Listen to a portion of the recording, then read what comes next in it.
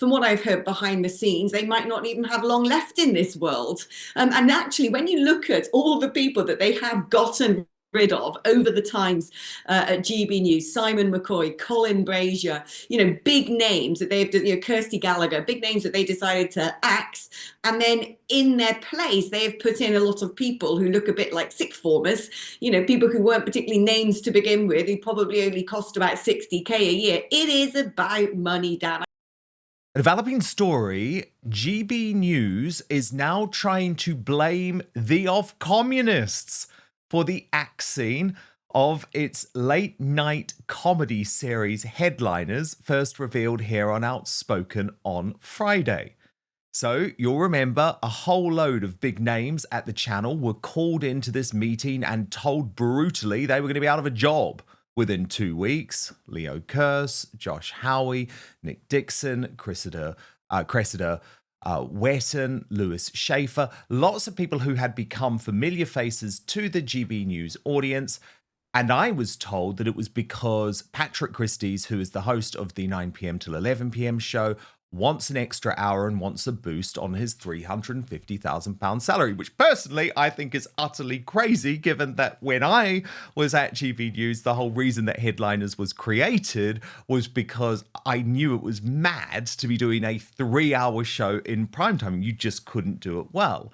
But of course, GB News is firing back, attempting to protect its golden goose by claiming that Headliners just had to go because of new Ofcommunist investigations, given these coordinated campaigns by the left which continue to target GB News.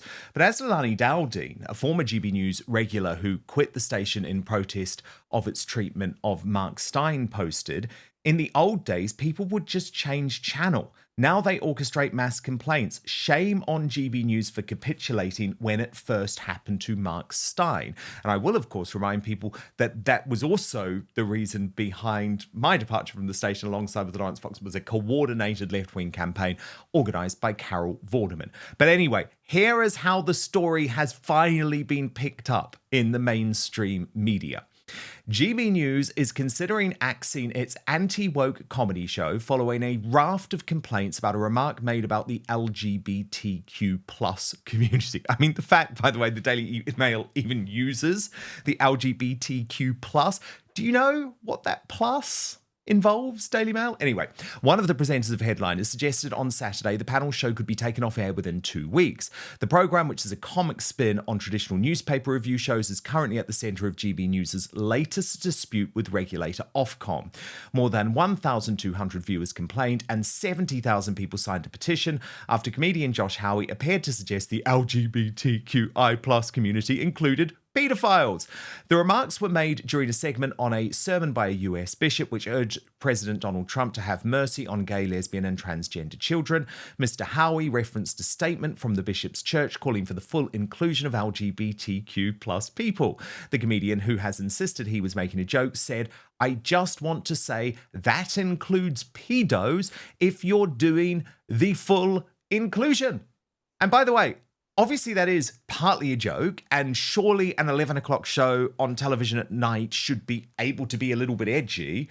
But actually, if you look at some of the perversions of these people within the community, Josh Howie probably was also making a factual point. But let me bring in my superstar panel now. Alex Phillips alongside me. She was a launch presenter on GB News, and Connor Tomlinson, who has also been a regular guest on the station in the past. So, Alex, look, to me, this feels almost like GB News trying to blame the Ofcommunists for this, if you see what I mean.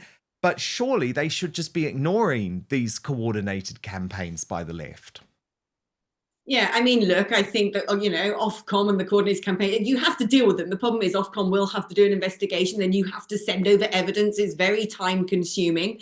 And you risk having a fine or a black mark against you, etc. But I think that this is a diversionary tactic. I don't think it's anything to do with Ofcom. I don't think it's anything to do with Patrick Christys wanting an extra hour. I think this is about money. It's about money. They're skint. They're broke. They can't cut a profit. They'll never be able to cut a profit. And it's far cheaper to give Patrick Christie's an extra hour, even though I agree with you, 3 hours in television, especially, is hard blimmin' work. I should know because I do it, when I do my show at Talk. But it's going to be far cheaper just to give him a little bump in his salary than have a cast of plenty on a comedy show. So I think that that's what this is about. They'd have looked at how much the show costs. They'd have looked at that in comparison with the ratings and said, okay, this is yet a little bit more. We can trim off the side because we are not making enough money. They don't want to talk about that. They don't want the public to know how paltry their finances are. From what I've heard behind the scenes, they might not even have long left in this world.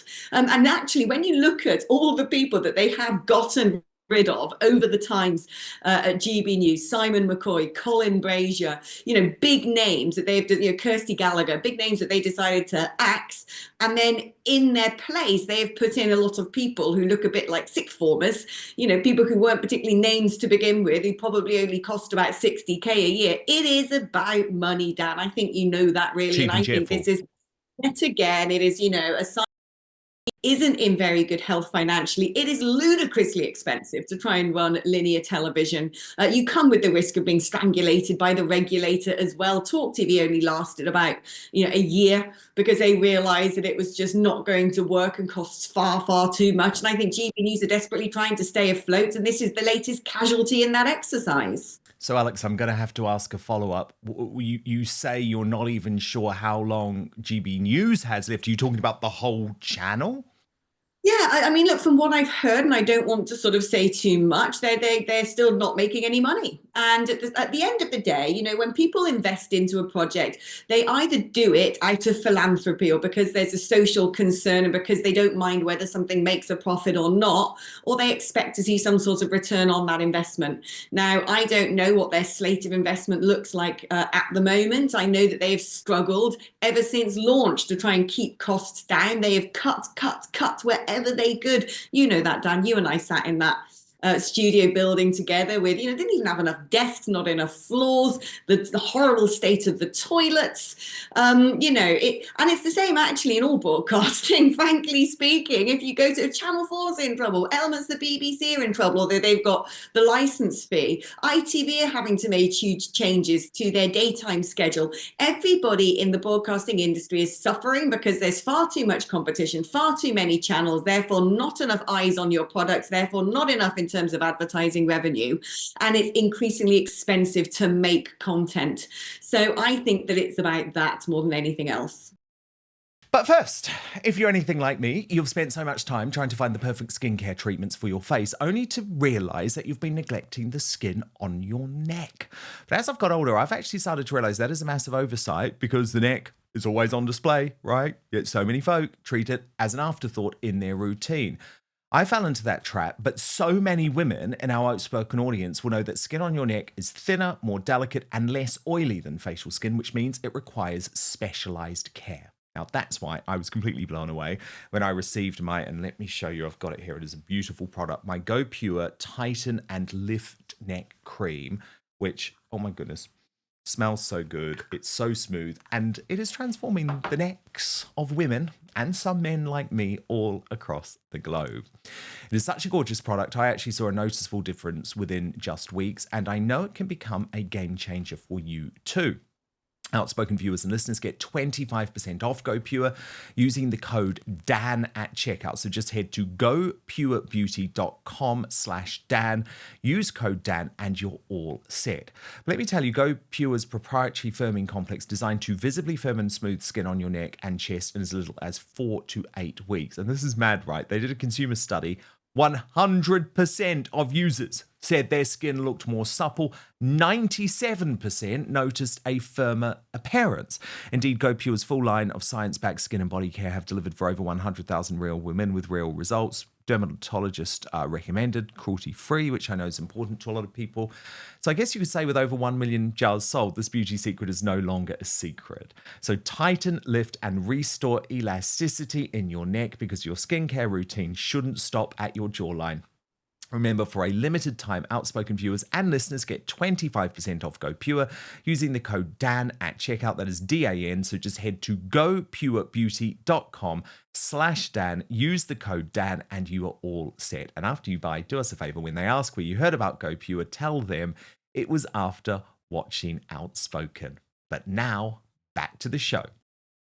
Yeah, I mean, it is interesting, Alex, you talking about those presenters who have gone. Karen Hankey, who is one of the people who runs the brilliant Dan Wootton Outspoken Club on X, she's maintaining this list. It is extraordinary. I've got to run through it. She says, the list grows ever longer.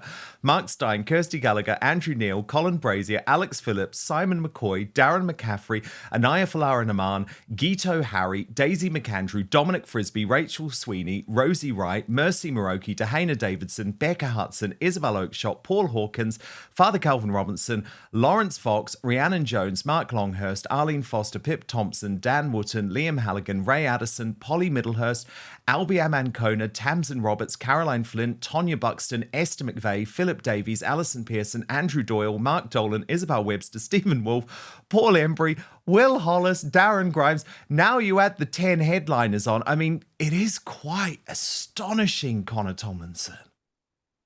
Yeah, so you can probably add me on that one as well. When were you last on? Do you think you've been cancelled from there too? Well, okay, so the last few times I've been booked, it's gone to the pitch meeting and then mysteriously dropped. And they've said, oh, we're doing a different segment instead. And they just haven't gone ahead with me, but the segment still remains in place. And I was told by one of the presenters, who's, you know, our mutual friend here, that he had tried to read out one of my tweets and one of my comments during a monologue on a particular topic that I had written quite well on. And he read out bits and pieces of the tweet, but when he had asked to put the tweet on screen and credit me, he was told by someone in production that I was a legal liability. Now, whether or not that's because I'm on your show, Dan, and they might get a bit bitter about that, or because, like many guests who are much more popular than some of the former spads who get single-digit 1,000 views anytime a clip's put out, who are just too right-wing for them, but of course they'll have people like Fahima Mohammed, who goes on Iranian state-funded TV, by the way, as a designated left-wing panelist. Maybe I'm just too right-wing for them, but, you know, she's okay. As far as GB News, I mean, I don't want to see it sink. I don't think any of us do. We'd like to see it succeed, but it seems that they've made a sort of rod for their own back by cancelling so many of these people. And as far as headliners go, so I spoke to one of the presenters who I've been friendly with over the years, and he said there's a few problems with headliners. Number one, it was that in the early days, rather than playing into the organic dynamic and rapport that a lot of the comedians had between each other, they kept trying to force more diverse, less funny comedians, less well-known comedians on the show. And it wasn't until they sort of took some more autonomy to themselves, but also took some more responsibility into their own hands, and they could play into their dynamic. But now I do think actually, and they have said this, that behind the scenes fighting and the pressure of Ofcom has led this to be cut. And some of them are so sick to death of dealing with GB News management and occasionally stepping on one another's toes that they actually consider the cancellation of their show and allowed to go their own way a small mercy. Yeah, well, I think for some of them it will be, because they'll be brilliant talents. I mean, it's an interesting one, isn't it? Because it is hard to do a show like Headliners. Obviously, it is hard. There are some really hilarious, funny people on that show, though, like Nick Dixon, Leo Kearse, Archie Manners, Lewis Schaefer. Like, these are actually genuinely hilarious people in their own right. But you are right, Connor, to point out, and I think we can look at one of these, if there had been some quite ugly and uncomfortable, even like on-air rows lately. Budget Lewis saying that we should get rid of all money for pensioners for the winter fuel allowance, and then the Prime Minister said we're actually going to go back on that. You would consider that a low? Well, that's an excessive interpretation of what actually happened, and I also would say that this isn't necessarily a U-turn. What he's saying is, I'm just trying to be fair here, like he's just saying he's going to make the fuel money available to more pensioners. That's all. He is saying more eligible. He is saying that, but it hasn't been in the budget. He's like sort of made this promise, and that's what Labour does. They're like liars. Are you suggesting that politicians sometimes don't stick to their word? I'm saying that the Labour politicians, and especially now that they're so low in the approval ratings, they're doing anything. They can do anything. Even trying to sort of heat up old people. Yeah. I mean, that's one of the things, because it's a lose-lose situation. Well, let me ask you, Adam, and then I'll ask you exactly the same question, if you don't mind, Lewis. Off your phone, please. Who's texting you? My son is texting me. Oh, what's he saying? He's saying, really good show. We're not into it yet. He's saying, good show. Throw it at that guy, and that guy is you. Oh, throw what at me? Is not let you cut me off. Oh, fair enough. No, I thank you very much. Please. Okay. Alex, can I tell you something truly crazy? Right, so I've obviously been covering this story. I was in my favourite local cafe for my big breakfast earlier today, and the waiter came across Lewis Schaefer's son. The guy who was texting him in that clip was my waiter this morning. Absolutely very lovely, well brought up man. But I found that quite bizarre. But you could see, Alex, that there is, I guess, it's just difficult, isn't it? Fusing that news and the comedy, and then there's all of these interpersonal dynamics. Yeah, exactly. It is difficult. And, it's extremely difficult running a channel in this day and age with Ofcom. And look, I know that there are other co-presenters at that channel. And of course, we know in other shows as well who really don't get along. They put on the smiles for the cameras, but actually behind the scenes, they despise one another. It happens a lot in the industry because guess what? Television involves big egos. But nobody's ego is bigger than, let's say, a particular person who seems to fall out with a lot of his staff, particularly senior staff, particularly talent. And I think that there is now a sort of trail of carcasses to his door. Well, honestly, they have no presenters left. Honestly, on that channel every day now, I'm not joking, there are presenters pulling double duty.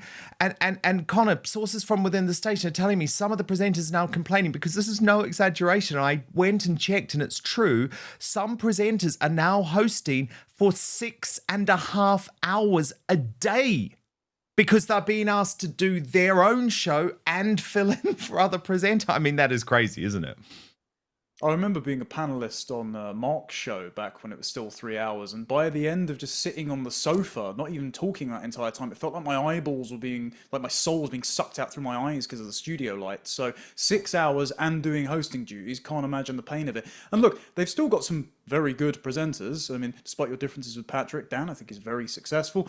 Ben Leo's an excellent talent that's come up from the back room and come to the fore when there's a vacuum opened up because they keep sacking their own people. I think what's actually the problem is that the format and the funding mechanism doesn't work. Nobody wants to sit there and listen to Benjamin Butterworth's opinions on anything, but Ofcom forces these people that don't even read their briefs, like Scarlett Maguire, to opine on political issues as if they have the same credibility as someone like you or I or Ben Habib when they're sitting on the panel debating them. And so nobody actually wants to tune into this low-resolution shouting match that is increasingly chasing relevance on social media by short, explosive clips while not actually providing any substance. And that's why lots of people are going to alternative media with fewer overheads and a bit more credibility. And I think a lot of the headliners will probably be looking to that as an alternative to showing up to that small, cramped basement studio in Paddington every night. Yes, well, we know it is the future, of course. And right now, I should say, Alex Phillips, you've got to sign up to her incredible Substack. That's what she said. Connor Tomlinson, you've got to sign up to his subscribe to his incredible YouTube channel, Tomlinson Talks. And I'm not just saying it when I say that actually the ecosystem has now moved outside of regulated television. So I think the headliners will do great out of that environment. Thank you so much for watching Dan Wootton Outspoken. Please click on my face just to the bottom left to subscribe to this brand new independent news source and turn on the notification bell so you'll be alerted to our brand new live shows, uncancelled interviews, and special royal episodes. Outspoken is also now available as a podcast, so you can listen to the show every weekday on the go, wherever you are.